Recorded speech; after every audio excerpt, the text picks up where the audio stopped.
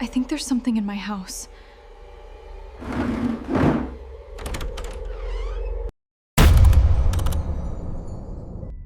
परिवार ने कई प्रकार की अजीब आवाजें सुनने का दावा किया। दरवाजे और खिड़कियां अचानक से तेज तेज खुलना बंद होना, उनका भी इस परिवार ने दावा किया। धीरे धीरे घर उनके लिए एक सामान्य घर नहीं रहा। उन्हें लगने लगा इस घर में कुछ तो गड़बड़ है।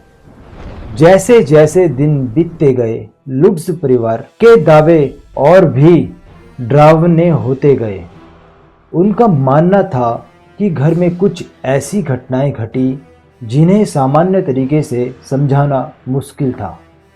कभी किसी चीज के हिलने की बात कही गई और कभी घर में किसी अनसुनी आवाज को सुनने का भी उन्होंने जिक्र किया और कभी उन्होंने महसूस किया कि परिवार के साथ कोई और अदृश्य शक्ति भी मौजूद है। इन घटनाओं की खबर धीरे धीरे घर के बाहर पहुंचने लगी और फिर इस कहानी में पैरानॉर्मल इन्वेस्टिगेटर्स का नाम भी सामने आया। परिवार के अनुसार घर का माहौल धीरे धीरे बहुत असामान्य होने लगा। जॉर्ज लुट्स के व्यवहार में भी बदलाव आने की बात कही गई। कहा गया कि वे बहुत तनाव में रहने लगे थे। घर के अंदर होने वाली घटनाओं ने परिवार को मानसिक रूप से भी परेशान कर दिया था। लेकिन इन दावों में सबसे ज़्यादा चर्चा उन घटनाओं की हुई जिनमें घर की दीवारों से हरे रंग के पदार्थ निकलने, लाल आंखों वाले किसी जीव जैसी आकृति और अन्य असामान्य घटनाओं का घटने का जिक्र किया गया। बाद में यही दावे एमिटीविले की प्रसिद्ध कहानी का हिस्सा बने, लेकिन इन घटनाओं का स्वतंत्र रूप से पुष्टि नहीं हुई और यहीं से कहानी और भी ज़्यादा रहस्यमय हो जाती है।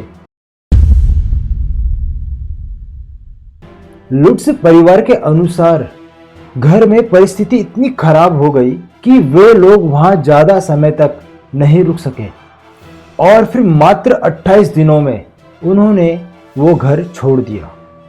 एक परिवार जो कुछ सप्ताह पहले इस घर में बड़ी खुशी से आया था, अब वही परिवार उस घर से दूर जाना चाहता था। क्यों? उस परिवार का मानना था कि वो उस घर में सुरक्षित महसूस नहीं करते थे। यह घटना बाद में एमिटीविले की सबसे मशहूर बातों में से एक बन गई।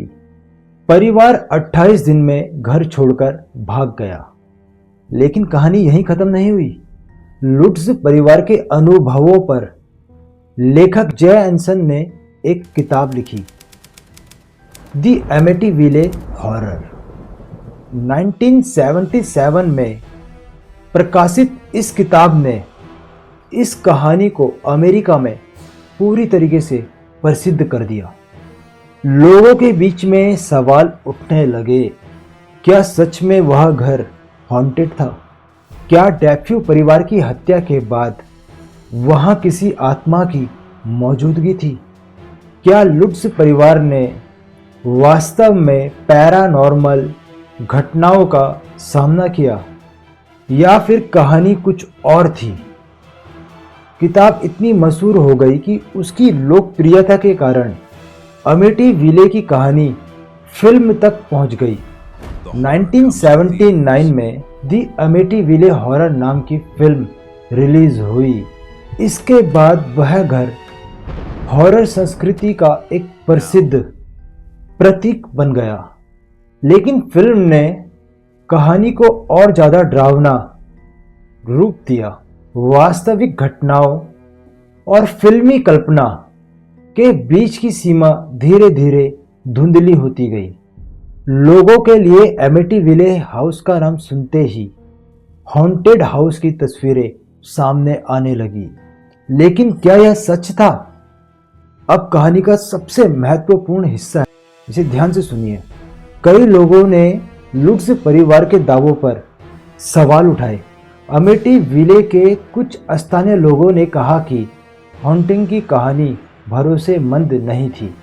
आलोचकों ने आरोप लगाया कि कहानी को बढ़ा चढ़ाकर पेश किया गया था और यहाँ तक कहा गया कि इस कहानी के जरिए किताब और फिल्म से आर्थिक फायदा उठाया गया।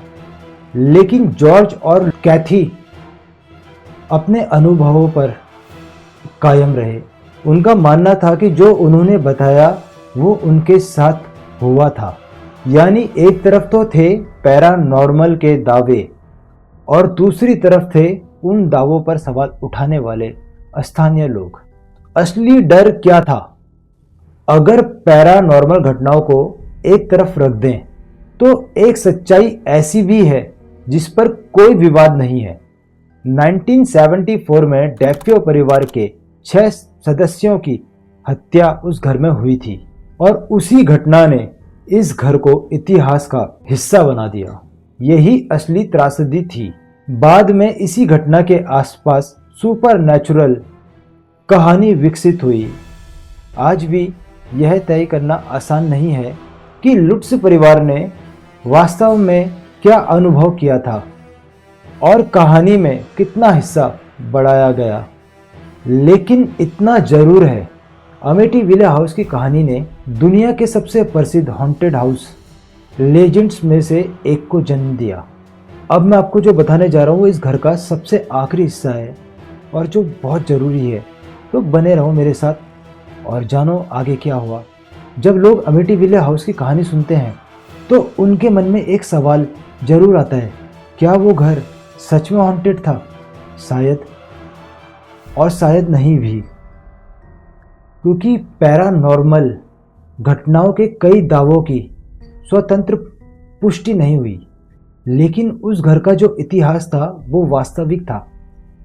वहाँ पर जो 6 हत्याएं हुई थी वो वास्तविक थी और उसके बाद पैदा हुई कहानी में लाखों लोगों के मन में एक डर जरूर पैदा कर दिया। एक ऐसा डर जिसे किताबों ने जिंदा रखा और फिल्मों ने उसे कई गुना बड़ा बना दिया और लोगों की कल्पना ने उसे एक लेजेंड बना दिया। शायद अमेठी विले हाउस का सबसे बड़ा रहस्य यही है। हम नहीं जानते वास्तव में उस घर में क्या हुआ था, लेकिन एक बात तय है, कभी कभी किसी जगह को डरावना बनाने के लिए भूत की जरूरत नहीं होती। कभी कभी उस जगह का अतिथि डरावना बनाने के लिए काफ़ी होता है। और शायद इसी वजह से अमेठी विले का नाम सुनते ही आज भी एक सवाल दिमाग में आता है, अगर उस घर की दीवारें बोल पाती तो वे हमें क्या बताती।